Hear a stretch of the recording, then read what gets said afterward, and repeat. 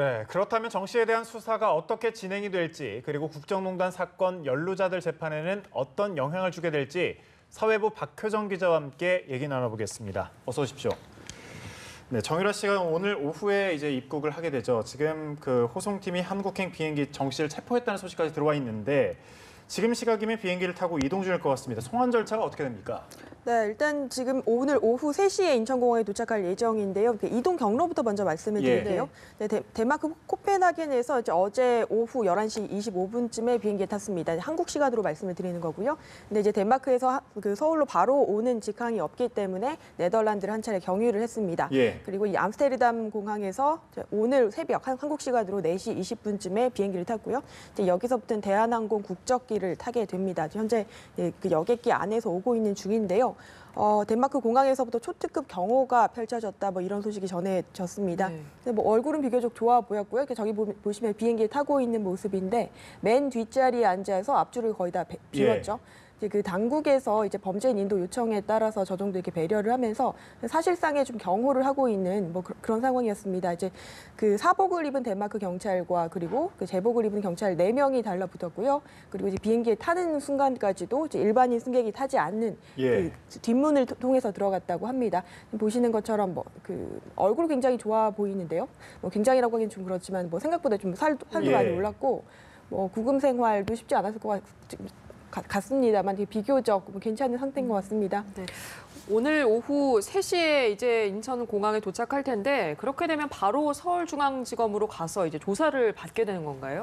네, 그렇습니다. 일단 그 정유라 씨에 대한 체포 영장은 이미 발부가 된 상태고요. 국적기 안에서는 이제 사법 주권을 행사할 수 있는 영역입니다. 그렇기 때문에 이제 뭐 다른 국가의 뭐 항공 기능은 해당이 안 되지만 대한항공 여객기로 탑승한 직후에 체포할 수가 있고요. 이제 법무부가 조금 전에 오늘 아침에 이제 뭐 발표를 했습니다만 정유라 씨를 이렇게 탑승한 이후에 뭐 체포를 했다 이렇게 얘기를 했습니다. 그렇기 때문에 지금 이제 그 사실상 체포된 상태로 검찰 수사관들과 함께 한국으로 오고 있는 거고요.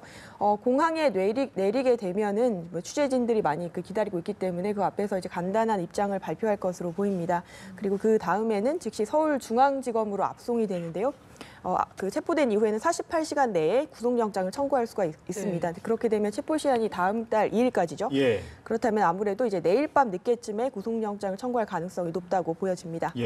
국정농단 사태의 이제 최대 수혜자, 최종 수혜자라고 불리는데 정유라 씨가 받고 있는 혐의는 어떤 게 있습니까? 네, 보시면 일단 그 이화여대 부정 입학과 학사 특혜에 개입한 혐의가 일단 있습니다. 이제 그 체포 영장에 적시된 혐의도 업무방해라고 했거든요. 근데 그동안은 이제 정유라 씨 같은 경우는 엄마가 다 했다. 대학에 어떻게 들어갔는지, 학점이 어떻게 나왔는지 나도 모르는 일이다, 의아하다, 나도 이런 얘기를 했었는데요. 그렇게 주장은 하고 있지만 이제 뭐 학사 관리에서 특혜를 받은 데 대해서 본인이 개입한 정황은 없는지, 그리고 알고 있었던 것은 아닌지 이런 것이 우선은 조사 대상이 될 것 같습니다. 특수 일부가 조사를 담당을 하는데요. 이 특수 일부 같은 경우는 삼성에서 이제 승마 지원을 받았죠. 그 의혹을 집중적으로 파헤친 부서입니다. 그렇기 때문에 그 삼성의 최대 수혜자로서 삼성 뇌물이 오가는데 어떤 역할을 한 게 아닌지, 그리고 좀 전반적인 최순실 씨와 박근혜 전 대통령의 관계를 굉장히 가까이서 오랫도록 지켜봤기 때문에 좀 국정농단 전반으로 수사가 확대될 가능성도 있습니다. 네, 도피 또 구금 생활을 합해서 전 8개월의 시간이 예측 불허였다는 생각이 드는데 그동안 정유라 씨에게 있었던 일 정리해 주시죠.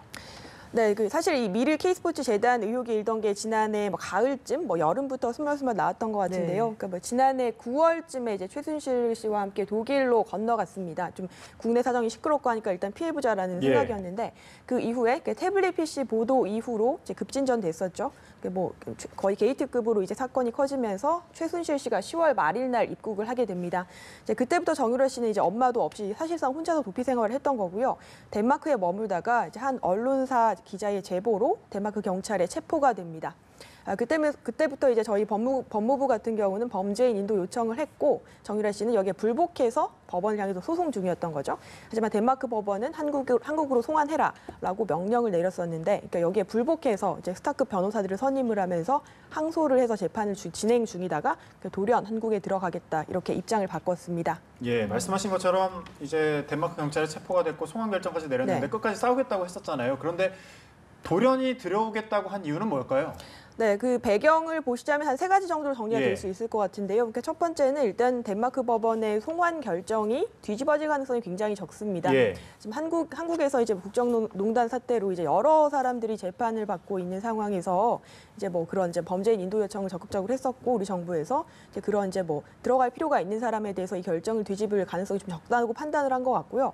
그다음에 가장 현실적인 문제가 이제 덴마크에서 복역을 하고 있었는데 그거랑 상관없이 한국에 오면 따로 수사를 받고 다시 복역을 해야 합니다. 그러니까 네. 이중 복역인 거죠. 거기서 산 형기를 쳐주지 않기 때문에 피할 수 없다면 이제 그냥 빨리 들어가서 조사를 받는 게 낫다. 이런 판단이 작용한 것으로 보이고요. 마지막으로는 이제 뭐 거의 뭐 엄마인 최순실 씨 그리고 박근혜 전 대통령도 이미 재판을 다 받고 있기 때문에 예. 본인 혼자 남은 거죠. 그러니까 이런 상황에서는 더 이상 버티기 힘들다. 이렇게 판단이 한 게 아닌가 이렇게 생각이 됩니다. 네, 정유라 씨가 강제로 송환된다는 소식을 전해들은 최순실 씨가 좀 격하게 반응을 했다고 하던데요. 네, 그렇습니다. 그 당시에 그 29일 재판이죠. 그저께 이제 최순실 씨 같은 경우는 서울중앙지법에서 재판을 받고 있었는데 네. 그 변호인을 통해서 딸 정유라 씨가 들어온다는 소식을 듣고 굉장히 흥분을 했습니다. 애 죽이려 하지 마라. 그리고 삼성 말을 한 번 잘못 탔다가 이렇게 뭐 정유라 씨가 잘못됐다 이런 격한 반응을 보였고요.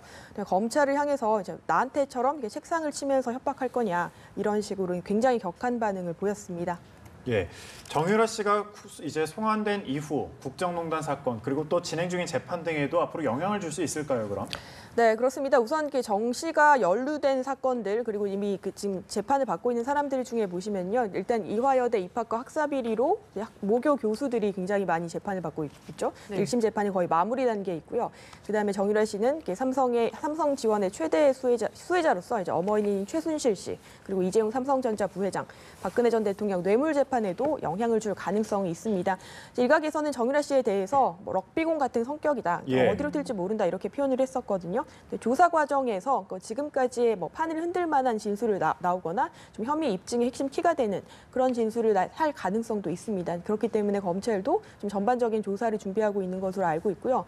하지만 이제 지금까지 뭐 덴마크 경찰이 체포된 이후에 정유라 씨가 한 이야기는 이제 엄마가 한 일이야 전혀 모른다. 그러니까 나도 내 학점이 어떻게 나왔는지 모른다. 이렇게 이야기를 해왔거든요. 이제 그렇기 때문에 사실상 지금 짜여진 재판이나 그리고 또 검찰의 공소 사실에 크게 영향을 줄 가능성은 낮다. 이렇게 보는 시각도 있습니다. 예, 알겠습니다. 알겠습니다. 지금까지 사회부 법조팀 박효정 기자와 이야기 나눠봤습니다. 고맙습니다.